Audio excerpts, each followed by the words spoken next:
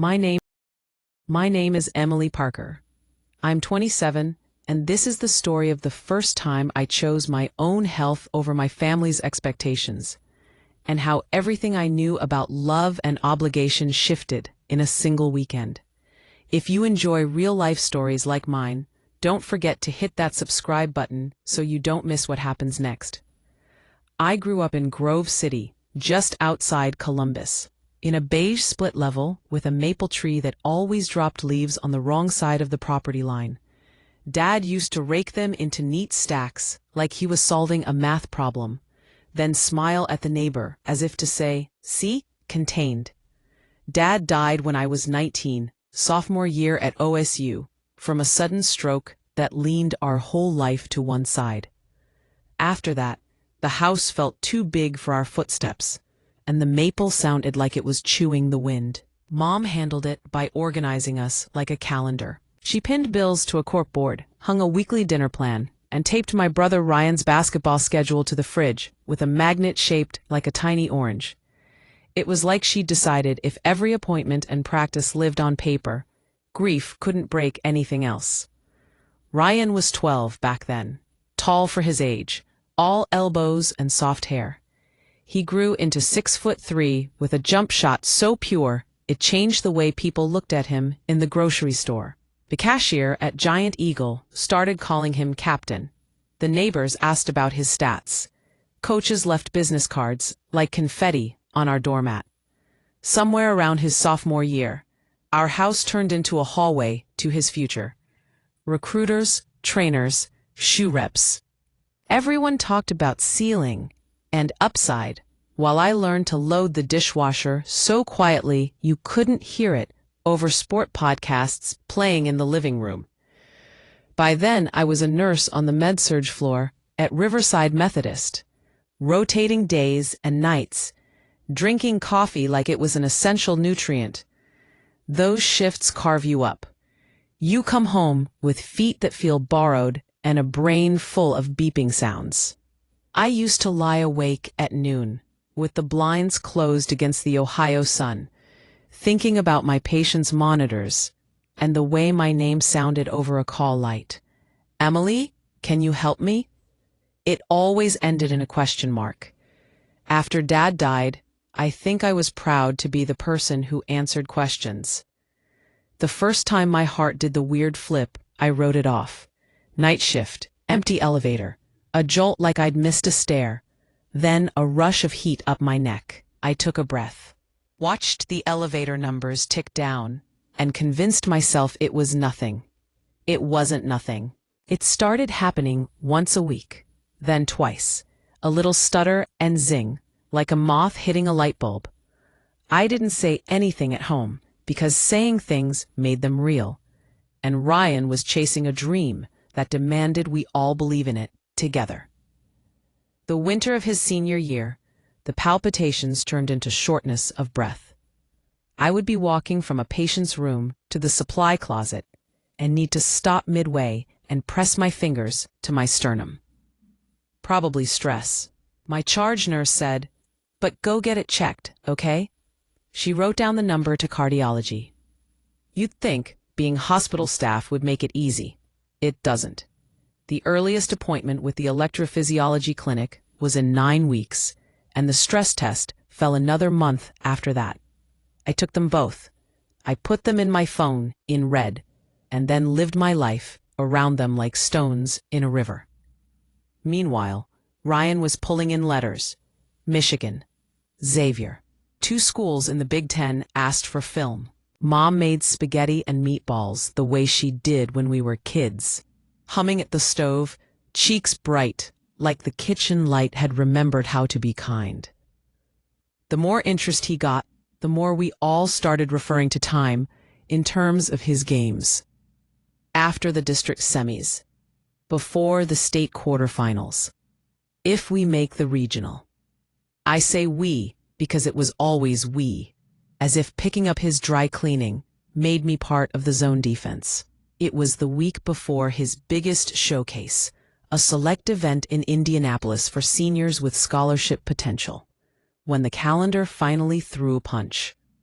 The cardiology stress test I'd waited months for landed on the same Saturday as Ryan's out-of-state game. His team had arranged a chartered bus, but Ryan hated buses. They made his knees ache, and he said he couldn't sleep on them. And sleep mattered, his coach insisted. Sleep was everything. Mom wanted me to drive him so he could rest in the passenger seat. The request came on a Wednesday night. I was standing at the sink, peeling an orange with my thumbs, breathing in the spray like it could keep my heart steady. Mom called from the dining table, where she kept her laptop and a pen she never clicked, because Dad used to say clicking meant you were worrying instead of working. His bus is a mess. They're picking up kids on 2 different routes, and it's going to be cramped. If you take him, he can stretch out. I'll cover gas.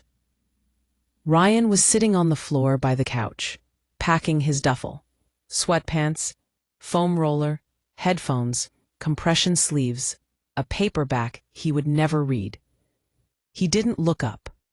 The house smelled like laundry and sautéed onions. "I can't," I said. "My appointment is Saturday morning." "Can you move it?" Mom's voice was light, like she was asking me if the store had been out of bananas. "No, it took 3 months to book. If I don't go, I'll be waiting until summer." Ryan rolled a hoodie and stuffed it in. "Coach said we should arrive early to get shots up. 10 would be ideal. We'll need to leave by 6 if we want to stop for food." "Ryan, I can't," I said again. "It's a cardiology thing. They're going to run a test and finally tell me what this is." Mom's fingers hovered over her keyboard. "You've been fine for months," she said, soft but firm. "You went hiking last weekend." "Hiking is walking, Mom. Walking on dirt. This is my heart." Ryan sighed like someone had asked him to vacuum. "I get that this is important to you," he said. "But this is a one-time event for Scouts. They'll all be there. Michigan's assistant is flying in. If I'm late or the bus situation messes with my legs, it changes everything." "Your legs will be fine," I said. "You're 18 years old." "I'm 17, he said, like the number mattered. Mom pushed her laptop away and folded her hands. Sweetheart, you know how much your brother has put into this.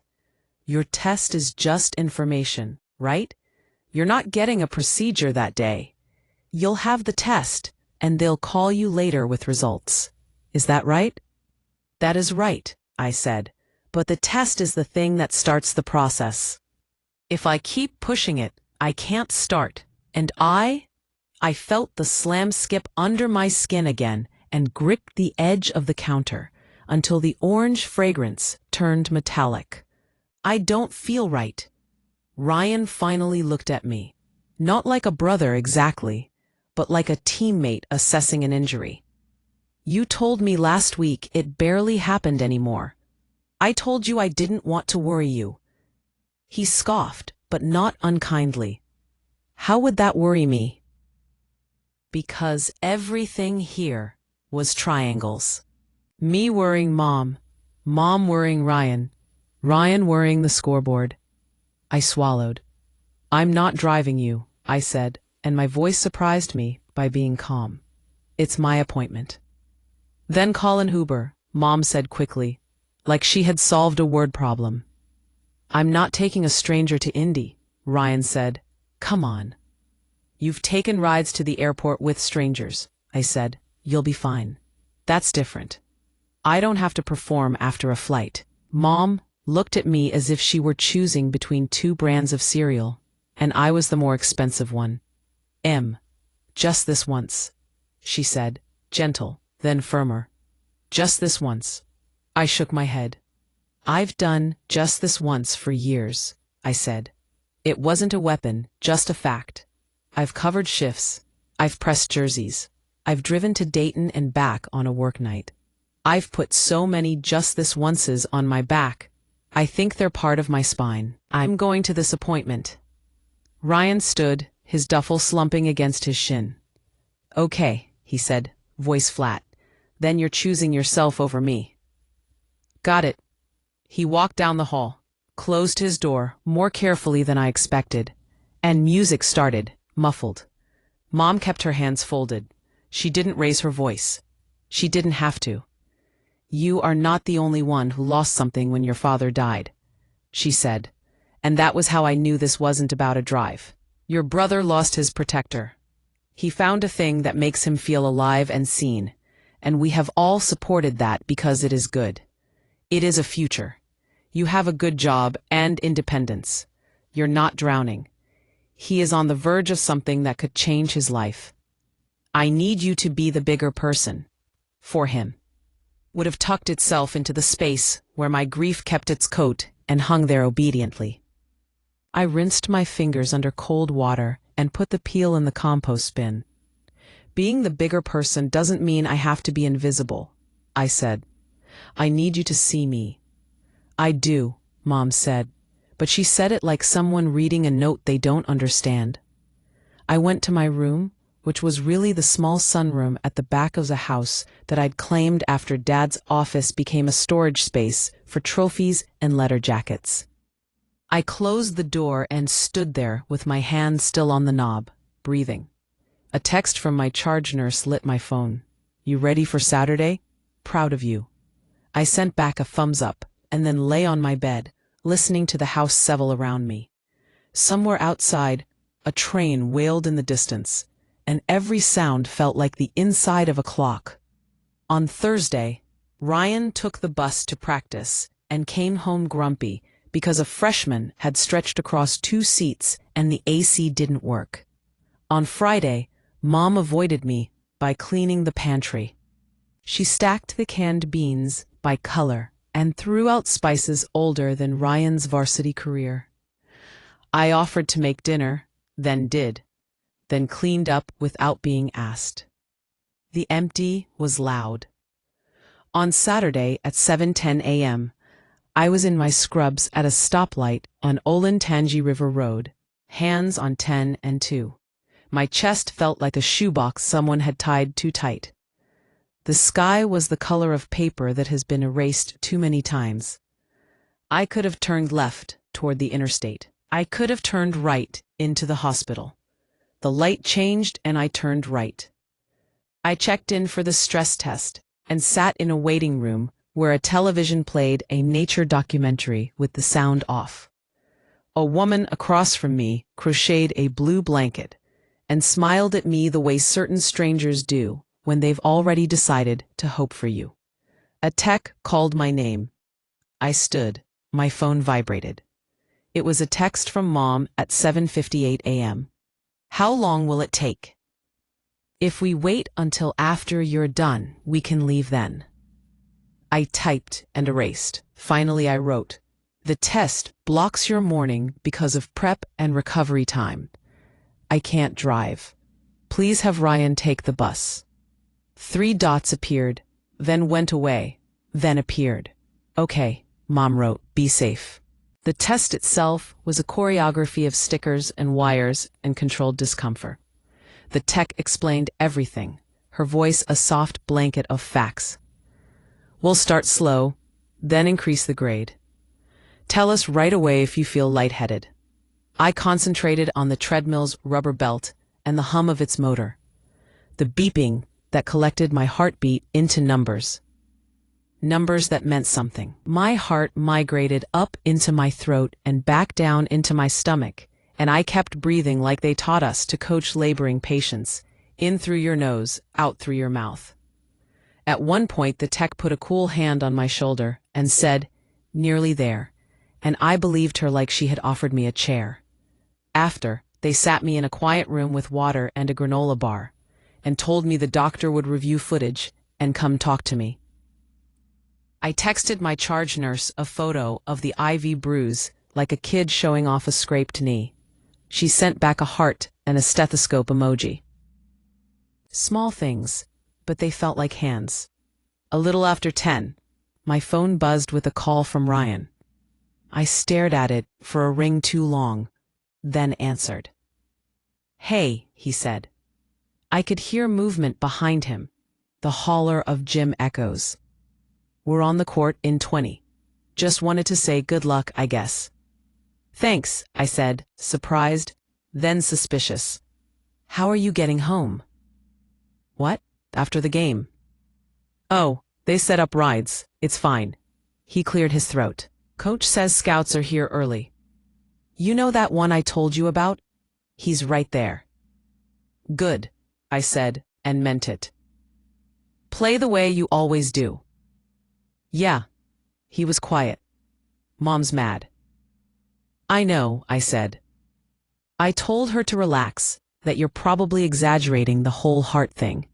He said, too quickly, like he was throwing the sentence up and getting it over with. Then, before I could reply, "I gotta go."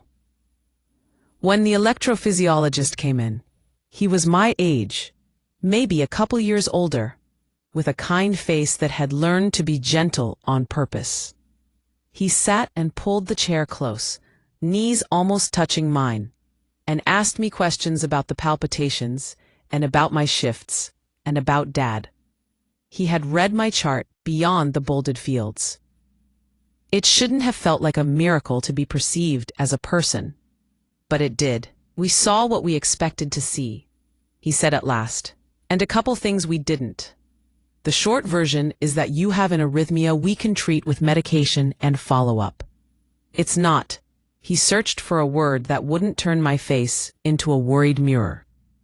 "It's not a worst-case scenario, but it's real, and we are absolutely not ignoring it." The exhale that left me felt like a decade. I nodded and surprised myself by crying. Not from fear, exactly, but from the relief of being witnessed. The doctor handed me a tissue and asked if I had support at home. I hesitated. "Yes," I said automatically, and we both pretended that was clean truth. They monitored me another hour. On the TV, a fox slid across snow, and then froze with its nose lifted to the wind. When they finally discharged me, noon sunlight came in like congratulations through glass doors. I walked out slow, as if the air had changed density. I checked the score on my phone while standing in the parking garage, breathing fumes that reminded me of summers at the pool. Ryan's team had lost by 6. A local sports blog had posted a thumbnail of him at the free throw line, fingers splayed, eyes hard. The caption mentioned the phrase, "tough shooting day." I swiped away from it like the words were sticky. Mom's car was in the driveway when I got home. The house smelled like bleach and lemon. She was at the dining table with the laptop open to a pharmacy website, and she looked up like a teacher when a student is late. "How did it go?" she asked. "They found it," I said. "They have a plan." "Good," she said, automatically, like someone who has been trained to say "bless you" after a sneeze. "Ryan played okay," she added. "He didn't get the shots he wanted. He said the bus was cramped and loud and the AC wasn't working. The driver had the radio on." "It's not your job to turn off everyone else's radio," I said, and my voice was softer than I expected.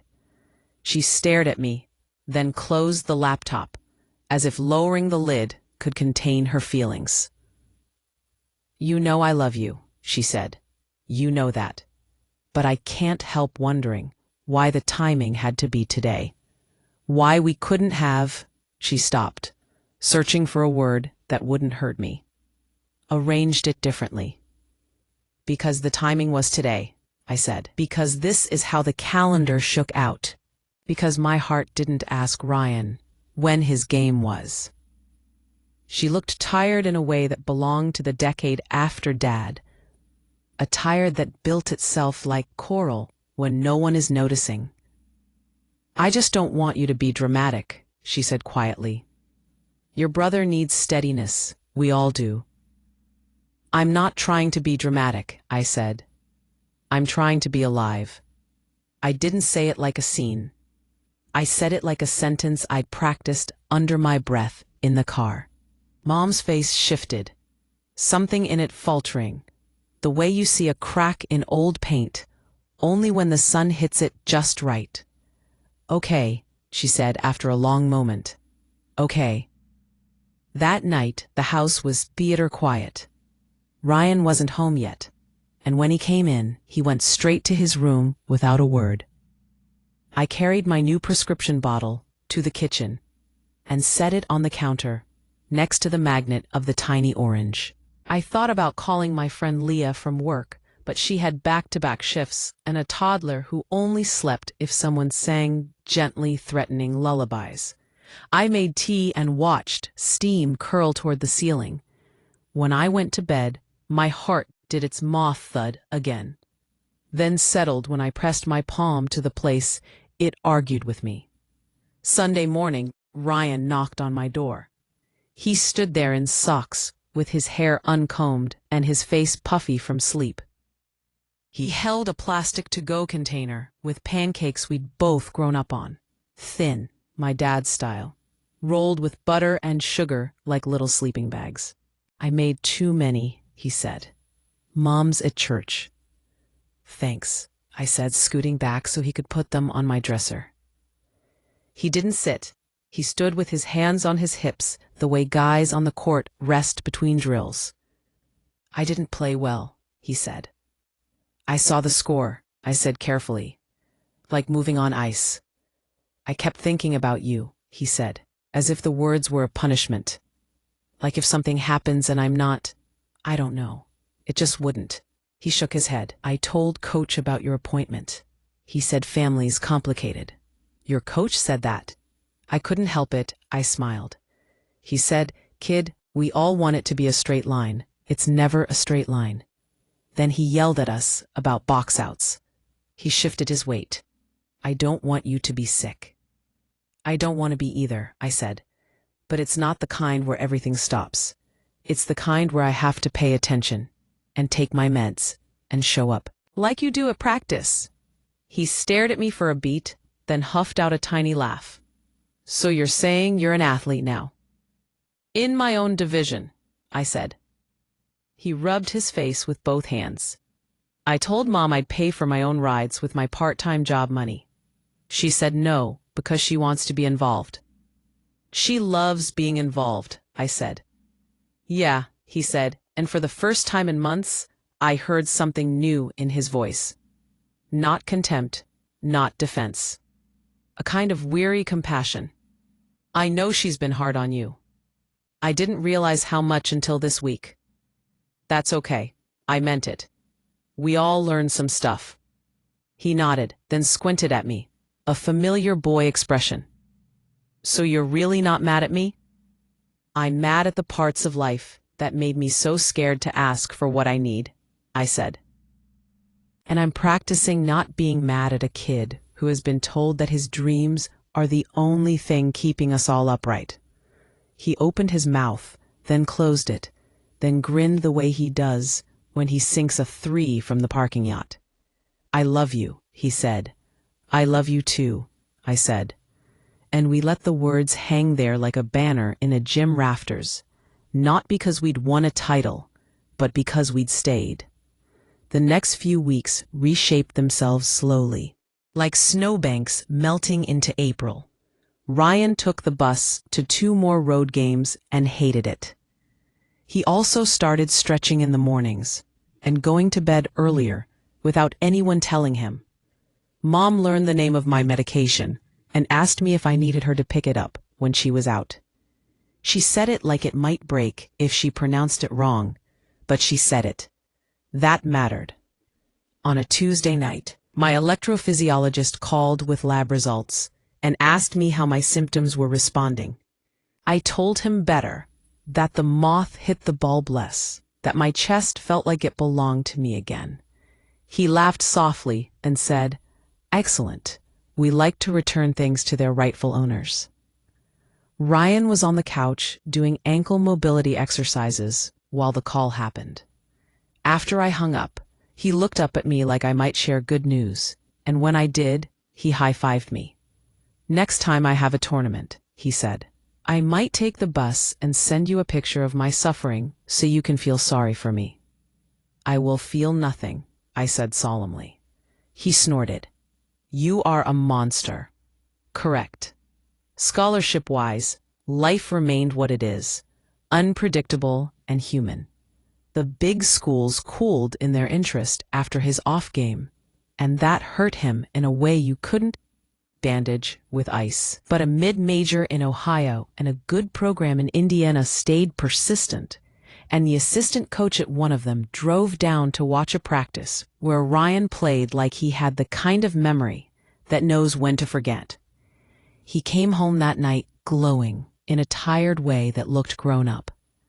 He didn't talk about the ride.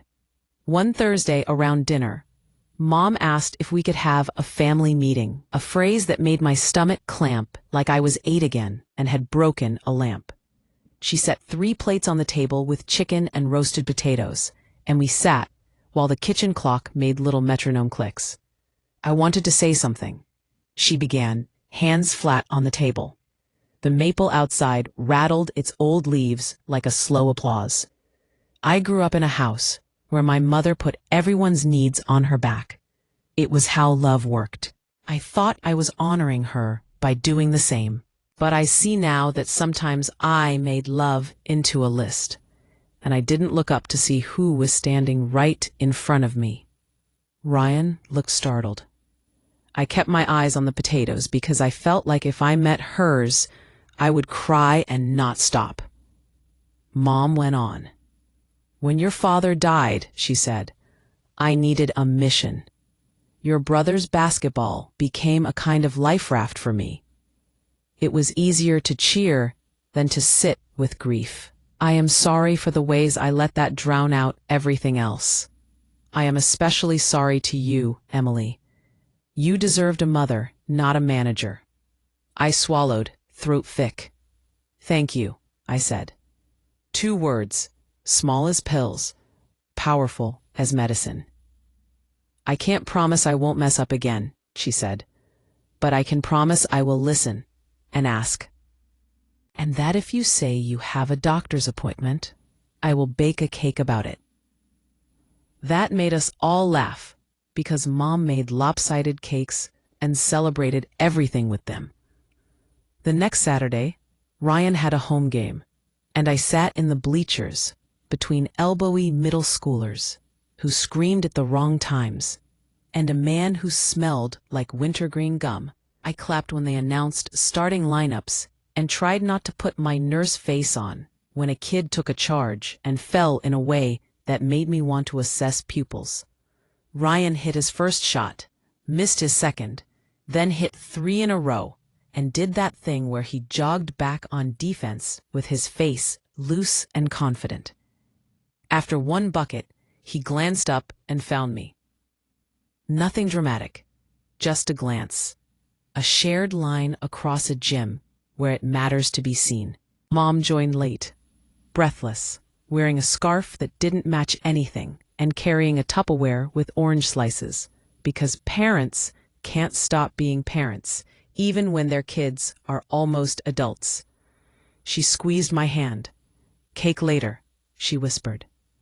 We ate it after dinner, terrible and perfect, frosting sliding to one side. Ryan took the biggest crooked piece and smeared frosting on his own nose, and we laughed until the sound made its way into the corners of the house. I took my medication on time and texted Leah a photo of our cake mess, and she wrote back, "You are doing it," and I believed her. Spring crept in. The maple leafed out. Ryan chose the Indiana program, where the coach probably wouldn't say "family's complicated" as his official team slogan, but would act like it was true. He promised to text me photos of bus rides with captions like, "Day 26, AC still broken," and he kept that promise. And I sent back photos of my morning shifts with captions like, "Day 1, all my patients want ice chips." Mom signed up for a grief workshop at church. She came home after the first one with eyes that looked wrung out and told me she had learned that not all responsibilities are sacred. Some are just habits wearing halos. In June, Dad's birthday came around. In the past, that day would have turned us all into quiet versions of ourselves. This year, we drove to the park where he used to kick a soccer ball with us, and brought deli sandwiches and sat on a bench that was too hot and shared stories he liked. Ryan threw a tennis ball against a brick wall and caught it one-handed, over and over, the way Dad taught him. Mom pointed to the maple tree and said, "Look, it's being messy on purpose." The wind flicked leaves at us like confetti. A week later, I had a follow-up appointment and asked Mom if she wanted to come. Not because I needed her there, but because it felt like offering someone a chair you had carried yourself the last time. She sat in the room and didn't ask the doctor if he could move the appointment to fit a tournament. She asked good questions and squeezed my hand when he answered them. When we came home, she put a sticky note on the fridge next to Ryan's summer league schedule. It said, "Emily, meds at 8 a.m. and 8 p.m., and then a heart drawn the way Dad used to draw them in the margins of grocery lists. On a humid evening in July, Ryan was in the driveway shooting free throws in slides, sending the ball up so softly it sounded like sleep. I stood with a glass of water that had melted the ice to its own idea of itself, and watched him release, catch, release. He turned to me eventually and said, "You know that weekend? The one with your test? I keep thinking about what I said, about you exaggerating. I was scared. Not that you were sick, because I didn't actually believe it would be bad. I was scared that if I didn't act like my dream was everything, it would get smaller." "I know," I said. "It doesn't work that way, does it?" "No," I said, smiling. "It doesn't." He nodded like he was setting an alarm in his brain. Then he handed me the ball. "Your turn." "I'm not in slides," I said. "House rules," he said. "We play in whatever we're wearing." I took 2 shots, both with elbows in weird places, both terrible. On the third, the ball went in off the backboard in a way that made it unclear whether I had aimed there. Ryan whooped like I'd just discovered a new science. "You're an athlete," he pronounced. "Retired," I said. We stood there a while, the ball bumping the side of my hip, night coming on like a steady promise. The streetlight flickered alive. Somewhere down the block, a dog barked like it wanted to be part of the scene. Ryan spun the ball on his finger and said quietly, "Thanks for letting me learn stuff the hard way." "Thanks for still being here when I did," I said. When he left for college, we loaded the car with too much and argued gently about what was necessary and what was silly. Mom cried at a rest stop over a cup of coffee, then laughed at herself, then cried again, because laughter makes brief look at you and wave. We took a photo in front of the dorm that made us all look like we were sweating hope. On the drive back, Mom asked me what I wanted from Saturdays, now that they didn't belong to away games. "Sleep," I said then, "and farmers markets." And we made a plan to buy tomatoes and argue over avocados, like ordinary people who have time to be ordinary. I still have palpitations sometimes. They come like mild weather now, a front moving through. I've learned not to narrate them louder than they are. I take my meds. I drink water, like the person at the front of a yoga class who tells you to listen to your body when you forgot it had a voice. I find myself answering call lights with the same pride as before, but with more boundaries about where my shift ends and my skin begins. When I sit with patients, I tell them that information is a soft kind of power. You can hold it without it burning you. The house became a quieter place. The maple dropped leaves in a way that still annoyed someone, probably. But now the rustle on the lawn sounded less like a mess to be contained and more like something that proved we were still living here. Mom and I started having dinner on the back steps sometimes, with our plates warm on our knees. She told me about the grief workshop and how the leader said to write letters to feelings and address them like cousins. Dear Obligation, she read aloud one night, and we laughed until we couldn't speak. The moon rose over the block, and the neighbor's porch light turned moths into confetti again. Ryan called on Sundays before team lifts. He told me about classes and bus rides with AC that sounded like a foghorn and teammates who snored like they were bragging.